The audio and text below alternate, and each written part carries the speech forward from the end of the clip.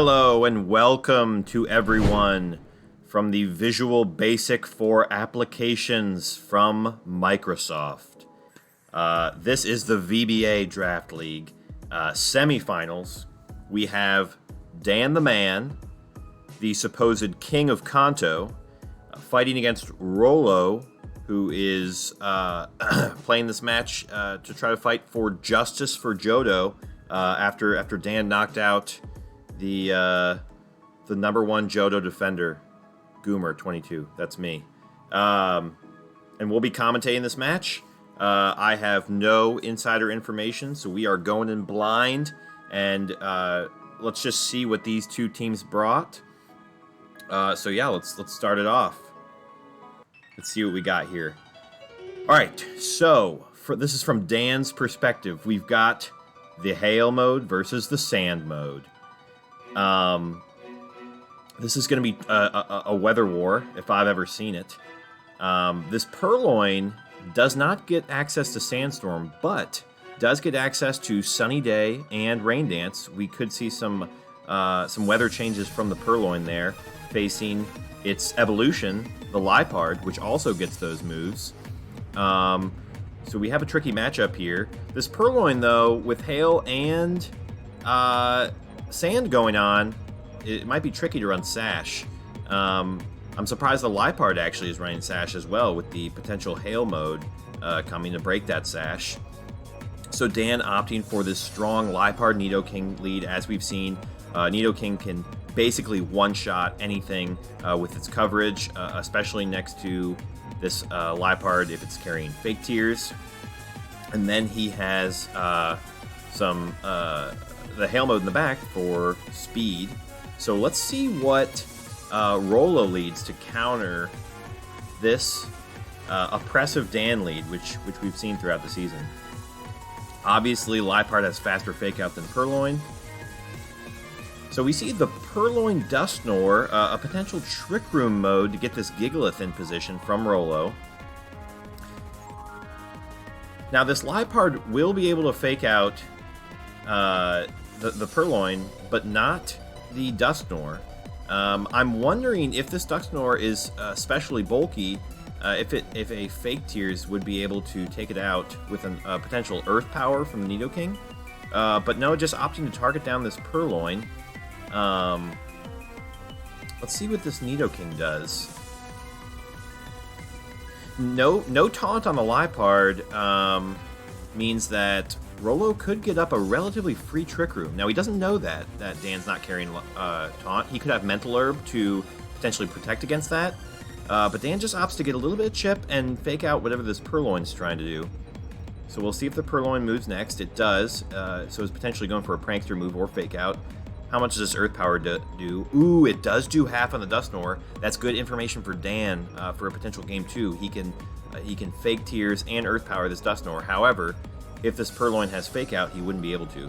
So now the question is, Rollo has speed control. Can he get enough momentum out? Purloin and Dusknoir don't really aren't offering too much offensive pressure here, so Rollo needs to get his offensive mons in here and do some big damage. So Charm is going to further reduce any sort of offensive pressure Rollo had. Let's see what this Purloin's going for. Not a Prankster move, though. It's just going for an attacking move. And we see a Poltergeist into this Nidoking after a Charm, not even doing 25%. The U-turn is a nice way to potentially get another offensive mon in and save that Fake Out pressure from the Purloin for later. So we'll see who Rollo opts to throw in here. I expect the Gigalith potentially. Yep, so we do see the Gigalith. Now, if that fourth mon from Rollo is the Arctozolt with Sand Rush, that could be tricky because Trick Room is up. And the Nidoking Earth Power right into that Gigalith switch in. Even with the Sand, almost KOs. Wow. So now, Dan can definitely charm the Gigalith and reduce any sort of damage it has. And with this Dusknoir and Gigalith both being charmed, it's going to be hard for Rollo to generate any sort of offense against this Nidoking here. neither of Rolo's Mons hit for super effective. You could have maybe a Stomping Tantrum on the Gigalith.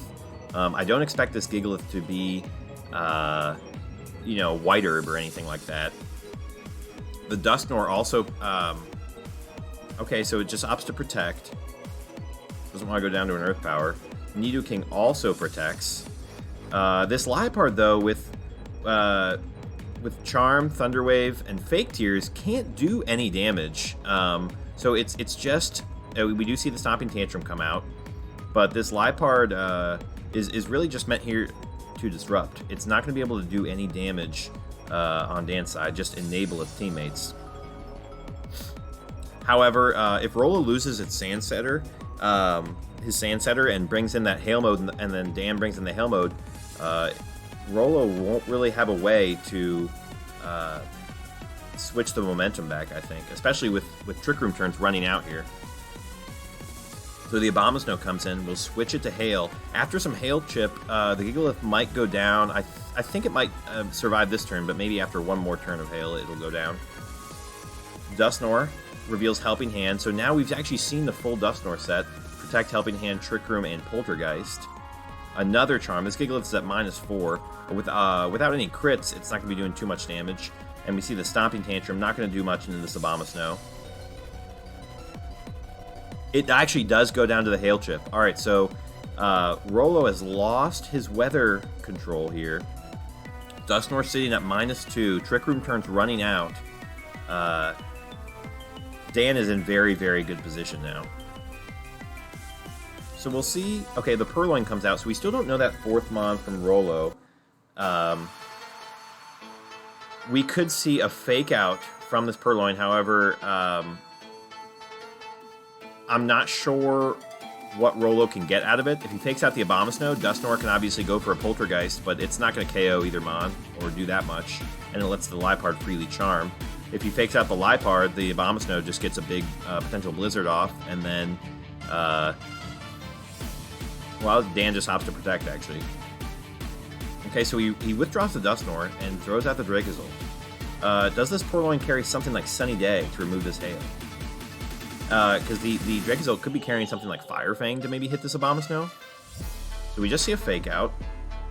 So we've seen Fake Out and U-Turn from Purloin. And another Charm from this Liepard. Man, with all these physical attackers on Rolo's side, this Charm is going to be really, really tough to break through. From the Liepard. So even though this Liepard can't do any damage, besides Fake Out, this Charm is just crippling Rolo's offenses. So we're going to see another Charm, and Rolo's just going to have to hope for crits at this point.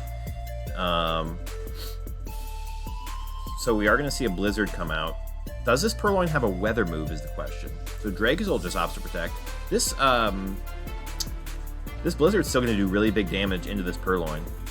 I'm wondering if this Purloin is Eviolite, maybe has a little bulk and can survive this. But he just opts to U-turn again. So we've still only seen Fake Out and U-turn from this Purloin, so we don't know any of its Prankster moves. This is going to be the 3rd turn of Hail, so Hail is sort of starting to run out. He is going to get to see the Abomasnow's item with this Frisk. So Choppleberry. And this should take out the Dusknoir. Now he has a Dracozolt stuck at -2. And again, we're in a difficult position with this Purloin, because the Purloin can obviously Fake Out the Abomasnow so it can't get a Blizzard off in the Dracozolt. However, that leaves the Liepard to charm the Dracozolt again, put it at -4. Now, if this Dracozolt crits all of its moves, it could have a chance, depending on what it's running. You know, if it's running Fire Fang, it could take out this Abomasnow. And then, we don't know any Prankster moves from this Purloin yet. Fire Fang actually might have an increased crit chance if he is running it. All we've seen is Protect from this Dracozolt so far. Dan opts to keep the Liepard in the back for more Fake Out pressure, and just protect this Abomasnow. This is the 4th turn of a Hail, I believe, so after this turn, he might need to swap out the Abomasnow to reset that weather.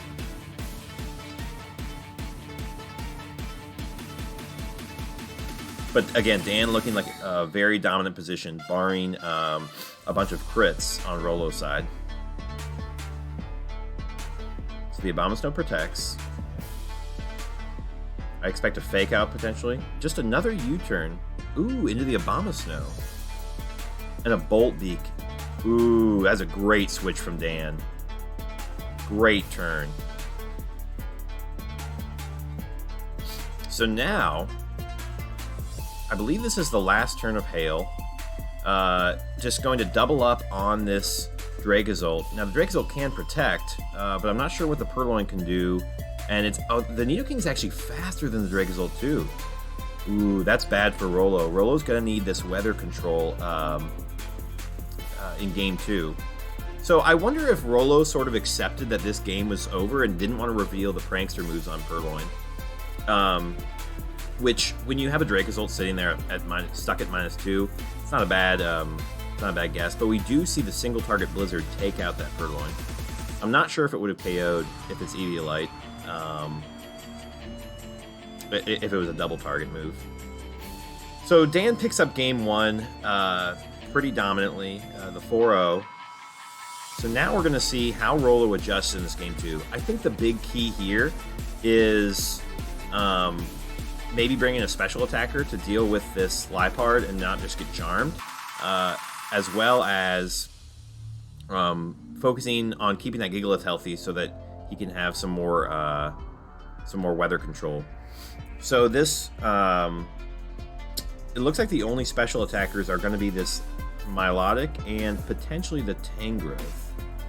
Now the Milotic doesn't look terrible here, honestly. It can probably survive hits from Nidoking. I'm not sure if it outspeeds though. It depends on the speed stat. Obviously Dan can opt a Thunder Wave if he wants. The Arctovish, we haven't seen anything from that, but it could have Freeze Dry. And Milotic won't really be able to do much back to the Arctozolt anyway, or the Arctovish anyways.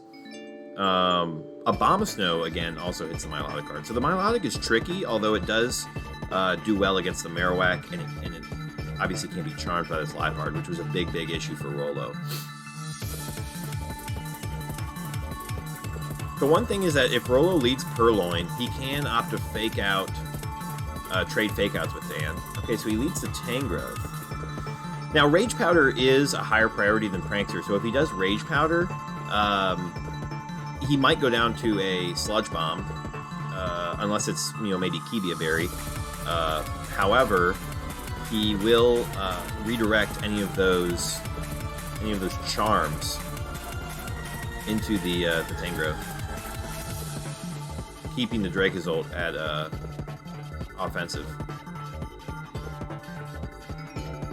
Okay, so opts to withdraw the Dracozolt into Milotic, expecting to maybe take an Earth Power there. Let's see what the Tangrowth does. Okay, so he eats the Fake Out. However, this Sludge Bomb should just KO. We don't see a Kibia Berry. Oh, wow, that's some really good EVing by Rolo. Surviving that Life Orb Sheer Force Sludge Bomb. Tangrowth knocks off, and we've got a Milotic with a Flame Orb to boost it with Marble Scale. Now this is interesting because Milotic now can't be Thunder Waved, so it could potentially outspeed this Nidoking, depending on how much speed investment Dan put in.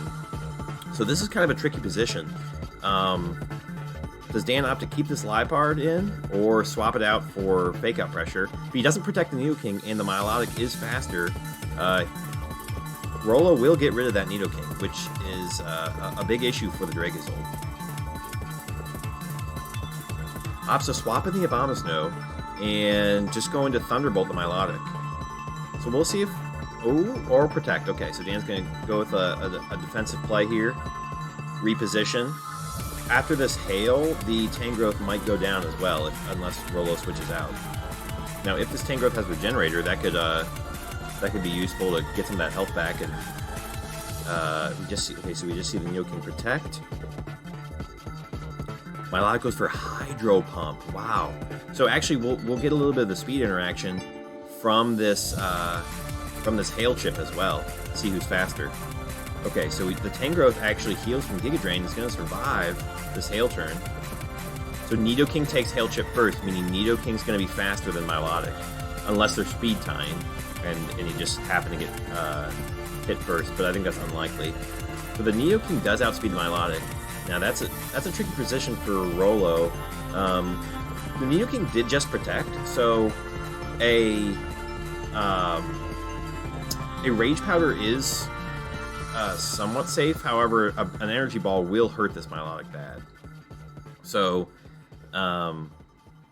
Rolo's in kind of a tough position, because if he protects the Tangrowth, then the Milotic, if it goes down to a Thunderbolt, is just toast. Also, a Rage Powder won't redirect any of this Abomasnow's moves, so the Abomasnow can freely just Energy Ball. It doesn't have to worry about Rage Powder, because it's a Grass type.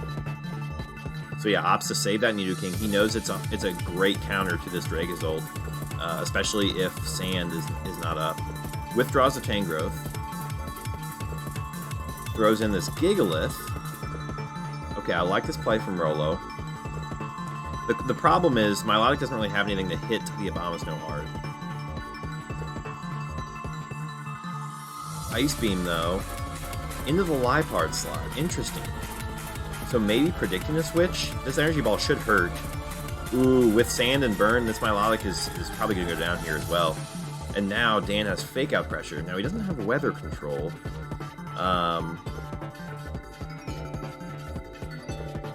So the question is, who does Rolo bring in here? He could bring in Dragozolt to really put on the pressure, meaning Liepard can only Fake Out Gigalith or Dragozolt, which would be interesting because a Gigalith Rock Slide would really hurt, unless Dan swaps out the Abomasnow for the Nidoking, preserving that weather and taking a Rock Slide. Okay, so just opts to throw in the Tangrowth.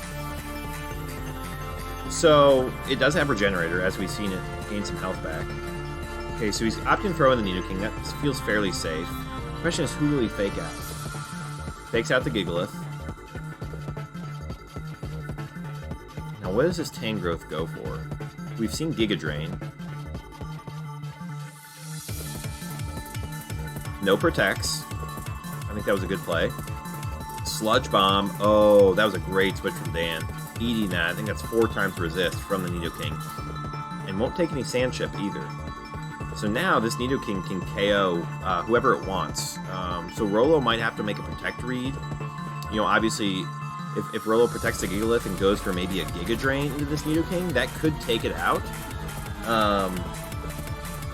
However, he's got to be scared of that Sludge Bomb as well. Yeah, I think Rolo's going to need to make a Protect read here and call who Dan's attacking to have a chance. If this Gigalith goes down, Dan's in very, very good position. So the Gigalith does protect. Now, what does this Tangrowth do? Does it Giga Drain the Nidoking? Oh, we see a Giga Drain into the Abomasnow, trying to go for that Liepard so it can't be charmed anymore. So now the issue is a Blizzard threatens the Tangrowth, and an Earth Power freely threatens the Gigalith. So I'm not sure how Rolo gets out of this one, especially if Drakozol's in the back. That does not want to switch into a Blizzard. And if Rolo loses a Pokemon, he'll be stuck in Hail and can't, unless he swaps the Gigalith out here. So he could swap the Gigalith out and Protect, but he's probably losing whatever swaps into that slot, as nothing wants to take an Earth Power Blizzard. And it is that Dracozolt.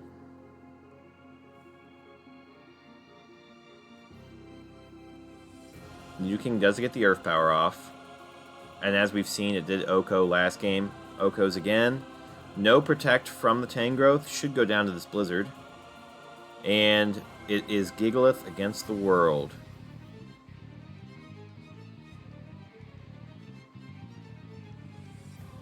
Alright, so I think this game is going to go to Dan.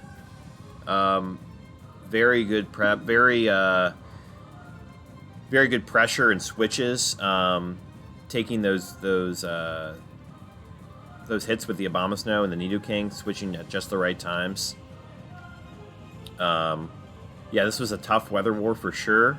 You've got the awkward, Liepard and Purloin interaction. I'm really curious what that Purloin, what those Purloin's prankster moves were. But yeah, I think this Nidoking is a big issue. Especially with access to that Thunderbolt threatening the Milotic, because, even though Milotic does threaten the Nidoking is faster and can just smack it with a big Thunderbolt. So it probably made it really awkward as to how to deal with this Nidoking from Rolo's side.